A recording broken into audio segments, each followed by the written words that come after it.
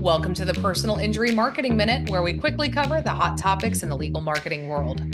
Traditionally, we steer clear of talking about PPC campaigns. For many attorneys in saturated markets, PPC campaigns haven't produced a great ROI. However, they can be incredibly useful for the right firms, but only if they're done right. So today we're going to take a deep dive into the art of creating PPC ads and corresponding landing pages that convert. Mary Blackiston joins us today to discuss her approach to creating PPC ad language and landing pages that are backed by research and data, increasing conversions based on the user. Thank you so much for joining us today. Thank you for having me. Well, tell us a little bit about your background and how you got into marketing. Yeah, so I started working in marketing about 8.5 years ago now. I started working as a content marketer at a digital agency, and I stayed there for about 4 years. While I was there, I started to kind of dip my toes into copywriting, and that's when I realized, hey, this is a lot of fun. I really like doing this. But I didn't really get into it until I broke off to do my own thing. So that was about 4.5 years ago that I became freelance and I I started to basically to learn everything I possibly could about copywriting. I went through copy school, which I'm not sure if y'all are familiar with that, but basically the most comprehensive copywriting training on the internet today. Got certified in a bunch of their courses, read as much as I could about marketing and psychology and copywriting. Um, and yeah, then just started putting everything into practice, working with clients. Over the last 2 years, I started working more and more with law firms in particular. And that work felt really meaningful to me. I really enjoyed it. And I felt like I was making a positive impact by helping those firms. So that's why I decided to specialize in legal marketing. And so, how did you end up working with PPC ads and landing pages for PPC ads? Yeah, so I had one client in particular that we worked on a Google Ads campaign for him, and we got some amazing results. And I felt like, you know what, as I looked at more and more PPC campaigns, I was like, there's a lot that I can do to help optimize these campaigns, to help these firms bring in more qualified leads. And we can talk about that a little bit more later, some of the biggest mistakes that I see. But yeah, I saw a lot of room for opportunity there, and it's something I really enjoy doing is kind of digging through that data and figuring, okay, what can we do to bring in not only more clicks but more qualified leads, and yeah, Right. so And PPC is so complicated. And you're right, there are so many things that can go wrong with it. And there are some people who are really great with the technical aspects of it. There are people who can be great with the written content pieces of it. But before we get into too much of the weeds, let's start with kind of an overview. So for those of our listeners who have never used PPC campaigns, how is it set up? So how is a PPC ad written? And where does a user go how do they navigate to the landing page? Can you walk us through that process? yeah, so when someone searches for something on Google, there's some ads that pop up, and then the ad takes them to a specific landing page. The goal is for you want the ad and the landing page to feel kind of like a seamless experience, meaning the message and the tone should match. People, when they land on the page, it should be not really any surprises. So if the ad, for example, says like injured in a car accident, get a free legal consultation, then the landing page should continue that conversation, not suddenly talk about unrelated services. So I see a lot of firms that like maybe actually have an ad for one thing, but then they take people to their homepage or something that's unrelated to what people are searching for. Or their ads are showing for services that they don't offer. So this is just a complete waste of your ad budget. That's why it's so important to either have a more targeted keyword type like phrase or exact match, or add a lot of negative keywords to your campaign to make sure that it's not showing up for those keywords. And so kind of I want to jump to another question that I had in mind, but how much control do you have over the language that appears in the campaign language versus how much does Google change the language after you've said it? Um, well, when I first write the ad copy, like the headlines and the descriptions, I write the ad copy and then Google tests different combinations to determine the best placement of the copy, depending on what people are searching for. So that said, I normally prefer to pin the headlines because I found that that can lead to the best results. Google doesn't really like it because Google likes to have control over your campaign. Um, but pinning your headlines gives you more control over how the ad appears and allows you to attract like a more targeted audience.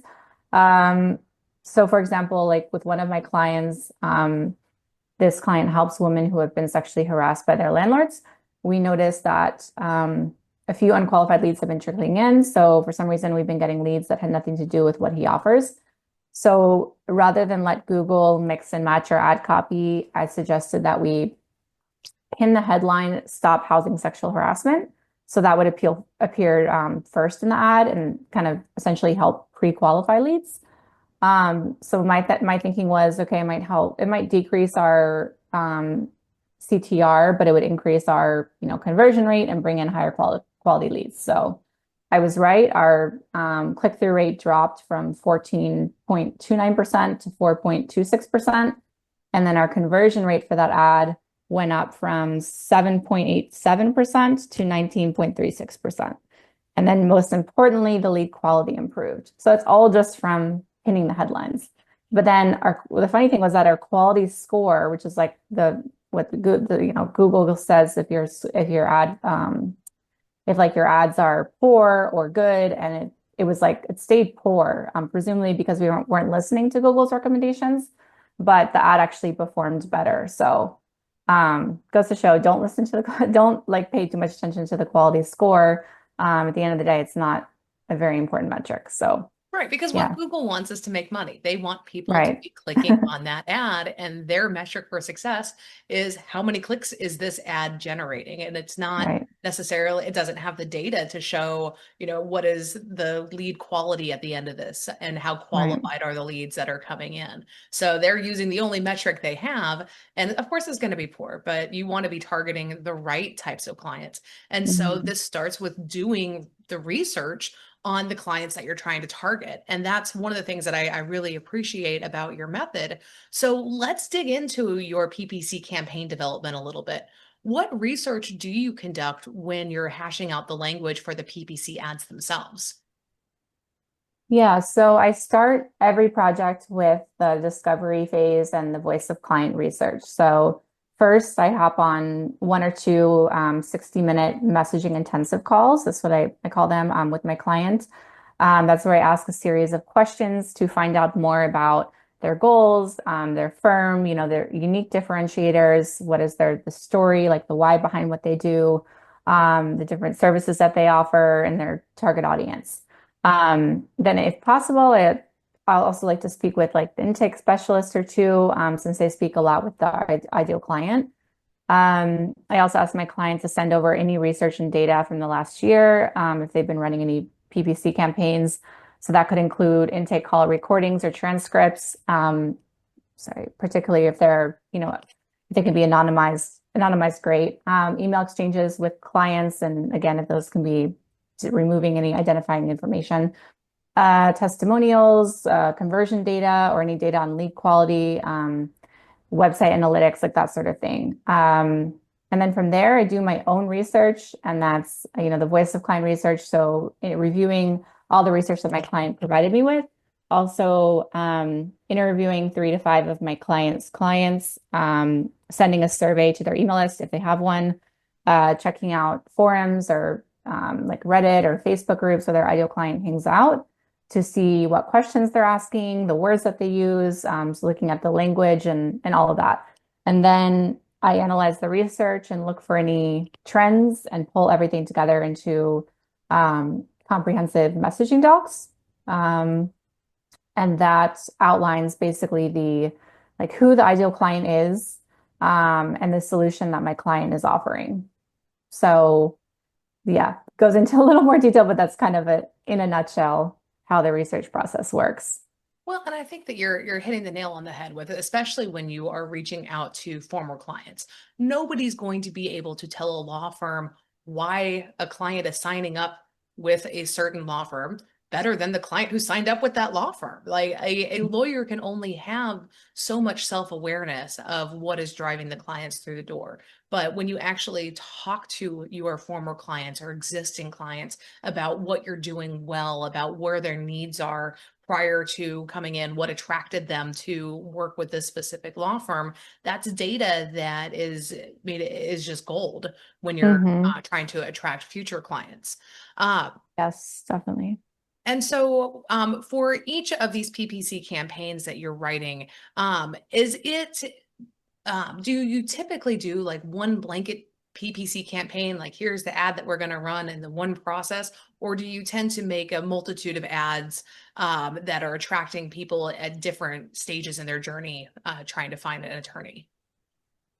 Um, well, it really depends, but to keep things simple, we, normally just start with one landing page and then a few sets of ads, and then we can always expand from there. But it, if you're running, so starting with just one kind of really targeted offer. So for example, with my current client who we're now working on a more targeted campaign, for women who have been just sexually assaulted. So rather than sexually harassed, they've been sexually assaulted, experienced something physical. So we're targeting that very specific audience.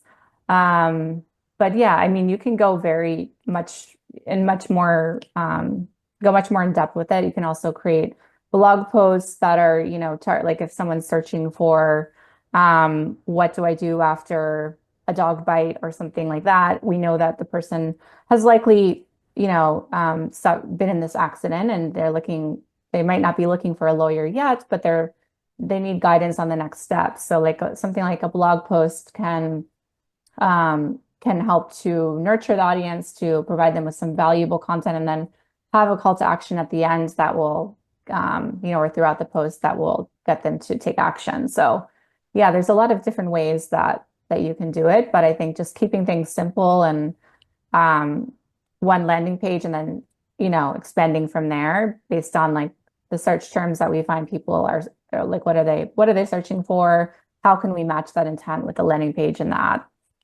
Right. copy? Well, and I guess most of our listeners here are personal injury attorneys.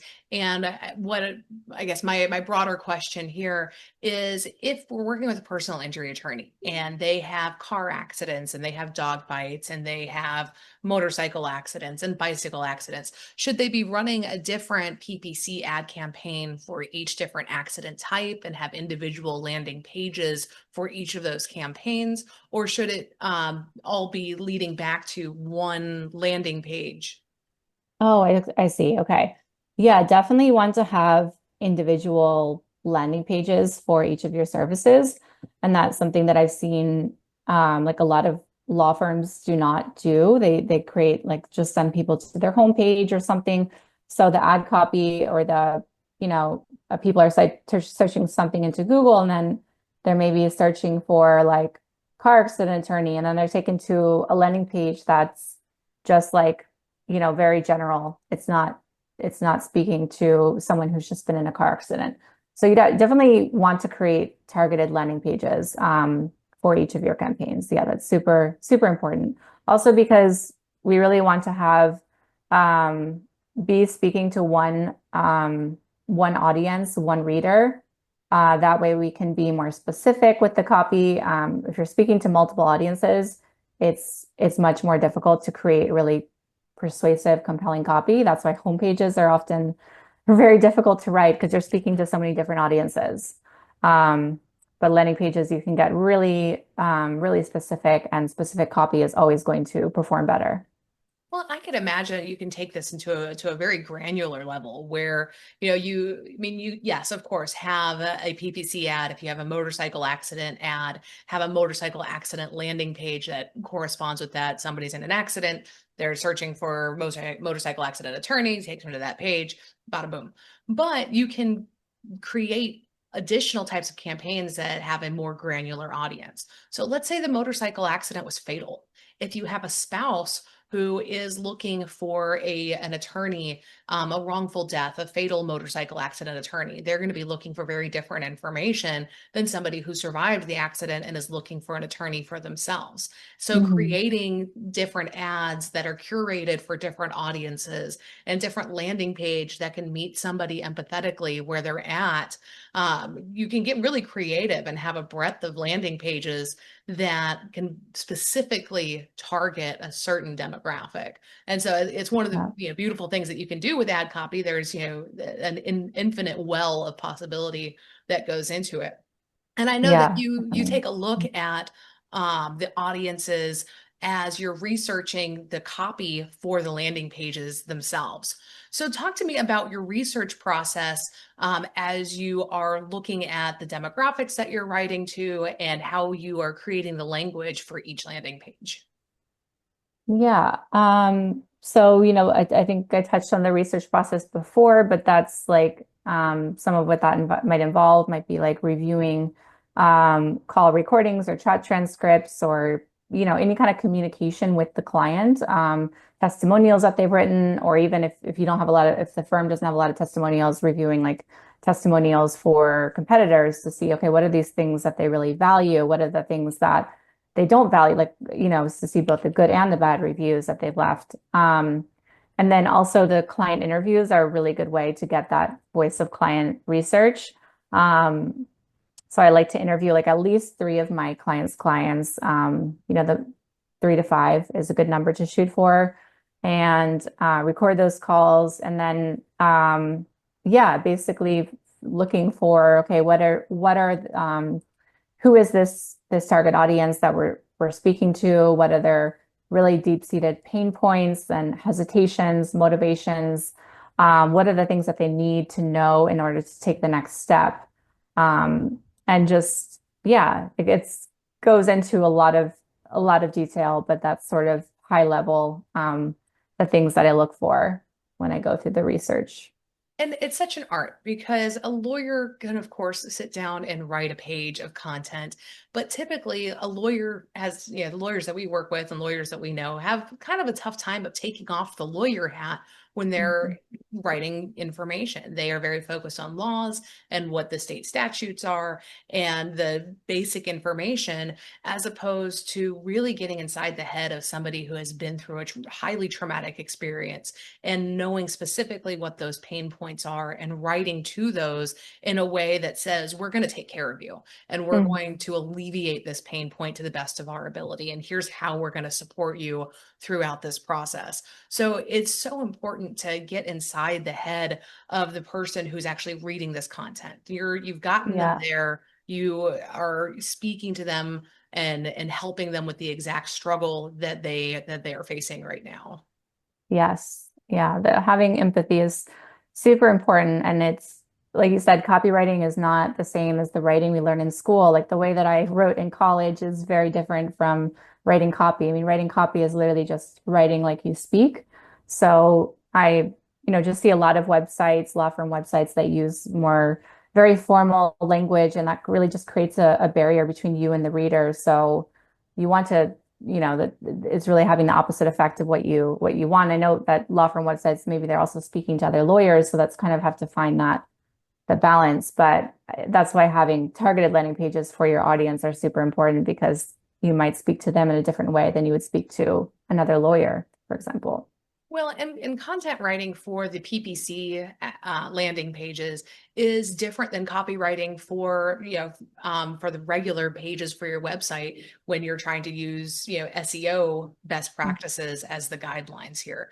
And when it comes to SEO, we tend to write content that is really in depth, that covers all the information, answers all the FAQs, and gives all the information that Google wants to see and that anybody could possibly ask, as they are searching for a specific thing. But the PPC landing pages are created in a different way. So can you talk to us a bit about how in-depth these landing pages are and what types of information need to be on them? Yeah, so that really depends on like the target audience, what the service is and all of that. But I I always like to say it's however long it needs to be to get the reader to take action. So however much copy that requires. Normally, like the landing pages that I write for law firms tend to be like at least 4,000 words, like 4,200 to 500 words around there. Seems to be like the sweet spot. So, that's addressing all of their questions that they might have, their hesitations, pain points, everything. So it's pretty in depth. And then it's bringing all that research together. It's also tying in persuasion techniques, copywriting best practices and um, what, yeah, but it basically, I like to think of the landing page as a kind of conversation with, if I were, my client were sitting down like at a bar with a good friend, having a drink, and that friend were just in an accident. Um, probably maybe it might not be having a drink at that time, but just, what would that friend be asking, and how would you answer those questions? So thinking about it like that is for me, like the most helpful approach. And that's a great approach to it. It's very natural, it's very organic. It, allows you to answer questions that people would be naturally having as they have a conversation with Google to try to have this information. Like these are all the right pieces of information to be including in these pages. And so we've got our PPC ad, we've got the language set there, we've got our landing page, got the language set there. It's the ad is now turned on. So what data are we using throughout the campaign process, and how does that data inform any tweaks that you're making throughout? Yeah, so there's a few, different metrics that I look at. For example, form submissions, which is, an obvious one, how many people are converting.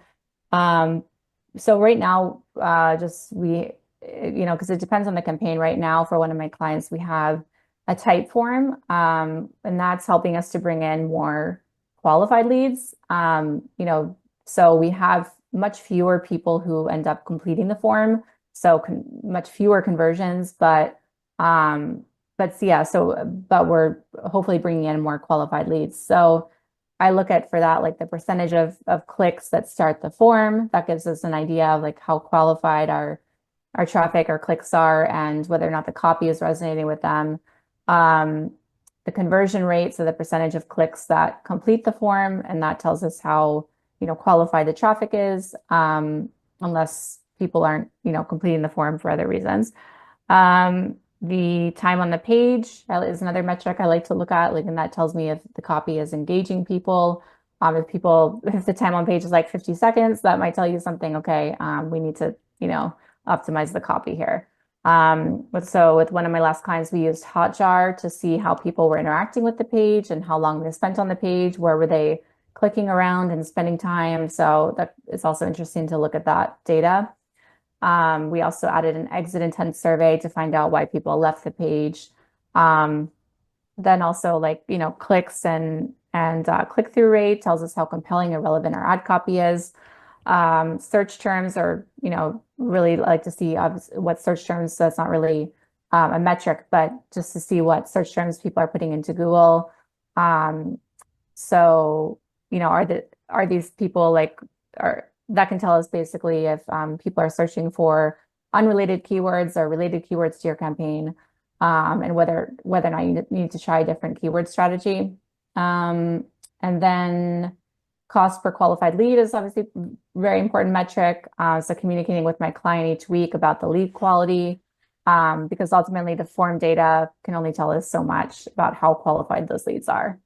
And then most important metric, cost per case, which, obviously will take us more time to find out.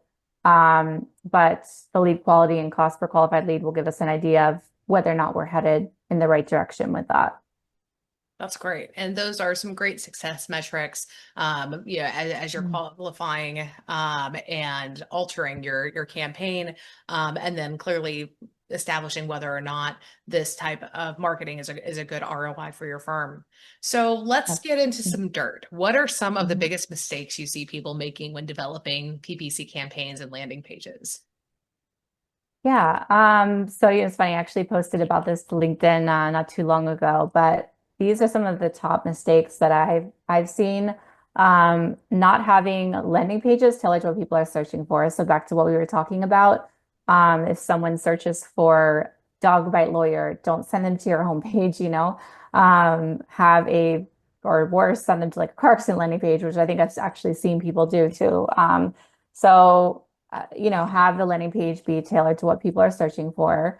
Um, Visitors expect to land on a page that, speaks to what they're searching for. So if they have to go on a scavenger hunt looking for the information they need, most people are just going to click off the page and, won't even bother. So, um, and also Google rewards relevance. So the more aligned your page is with the search intent, the better your ads will perform.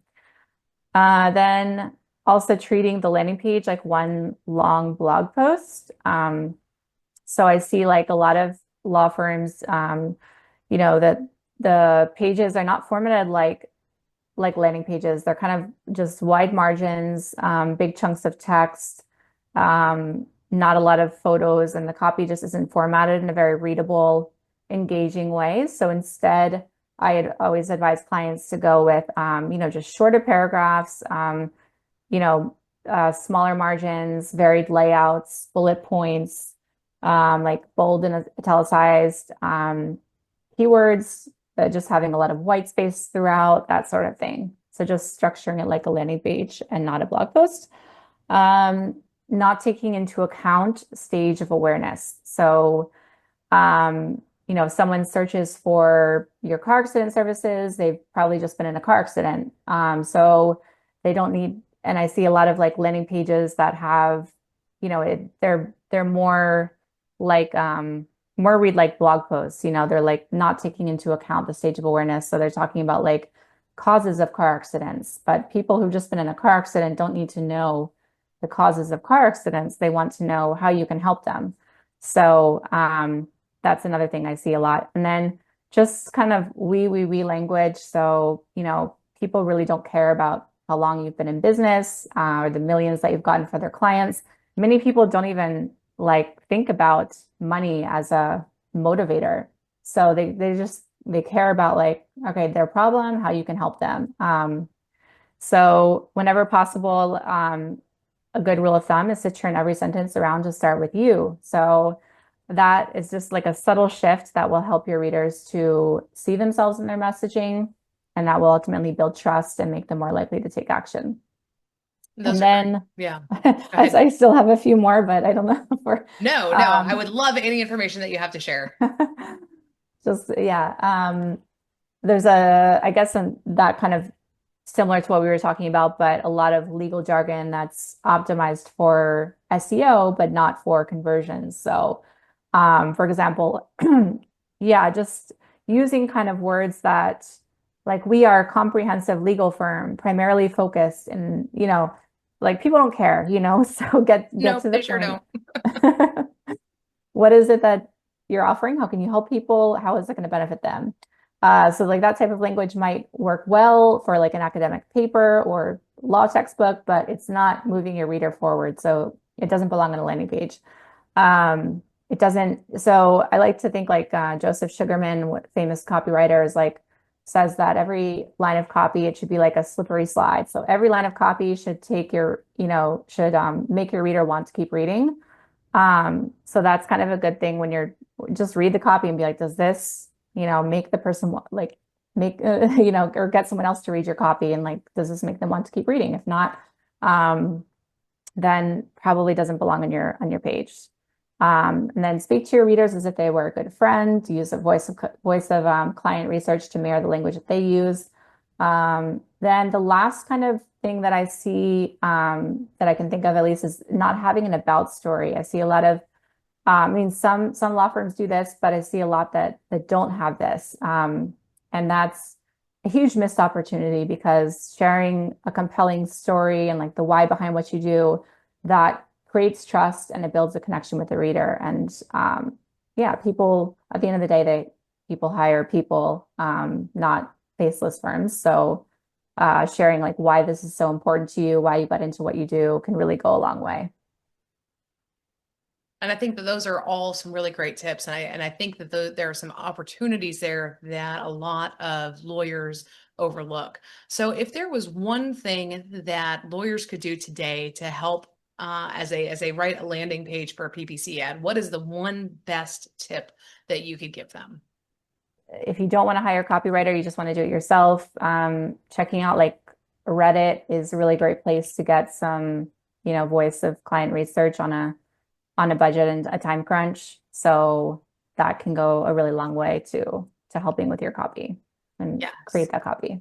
Get to know your clients, like whether they are your clients that you are interviewing as an exit interview, or you're going to Reddit to find out what other people think. Mhm. Yeah, ask the questions. Don't assume that you know where they're coming from or what their pain points are. Really talk to them and ask some good questions. So thank you so much, Definitely. Mary. I really appreciate your time joining us today and sharing all your information. And if you send us the link to your LinkedIn article or any other resources that you have, we'll be happy to share them in the podcast notes. Great. Thank you.